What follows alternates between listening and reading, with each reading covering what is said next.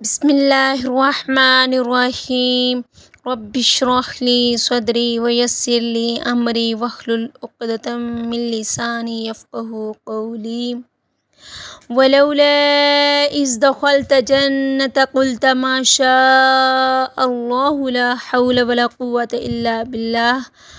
جب تو اپنے باغ میں داخل ہوا تو کیوں نہیں کہا ما شاء اللہ لا قوۃ الا باللہ، ہوتا وہی ہے جو اللہ کو منظور ہے، طاقت کا سرچشمہ صرف اللہ ہے۔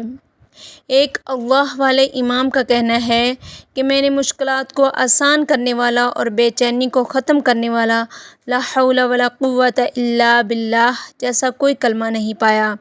یہ کلمہ تسلیم رضا کے عقیدہ کو جمع کرتا ہے اور اسی کلمہ سے مزاج میں سکون اور ٹھہراؤ پیدا ہوتا ہے۔ اکثر لوگ کہتے ہیں کہ ہمیں کوئی ایسا وظیفہ بتا دیں جس سے ہمیں دنیا دونوں جہانوں کی خیر نصیب ہو جائے۔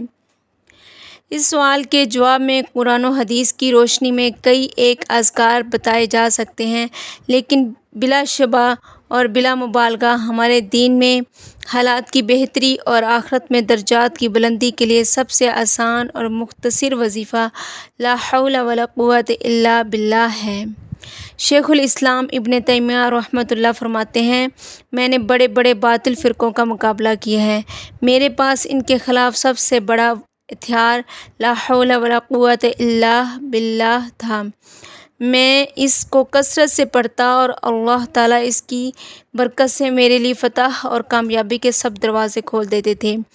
بلکہ وہ ایک جگہ فرماتے ہیں، لا حول ولا قوۃ الا باللہ کی وجہ سے بڑی بڑی ہولناکیاں ختم ہو جاتی ہیں، بڑے بڑے بوجھ اتر جاتے ہیں اور اس کلمہ کے ذریعے مسلمان بہت بلندیاں حاصل کر لیتا ہے، کیونکہ لا حول ولا قوۃ الا باللہ پڑھنے والا اپنے سارے معاملات اللہ تعالیٰ کے سپرد کر دیتا ہے۔ جو شخص اپنے معاملات اللہ تعالیٰ کے سپرد کر دے تو پھر اللہ تعالیٰ ایسے شخص کو کبھی ضائع نہیں کرتے۔ لا حول ولا قوۃ الا باللہ دیکھنے اور پڑھنے میں ایک مختصر جملہ ہے، لیکن یہ قوت، طاقت، توفیق اور اللہ کی رحمت، جنت کا عظیم خزانہ ہے۔ اس کو اپنی زبان کا ورد بنائیں۔ سبحانک اللہم و بحمدک، اشہد ان لا الہ الا انت، استغفرک و اتوب الیک۔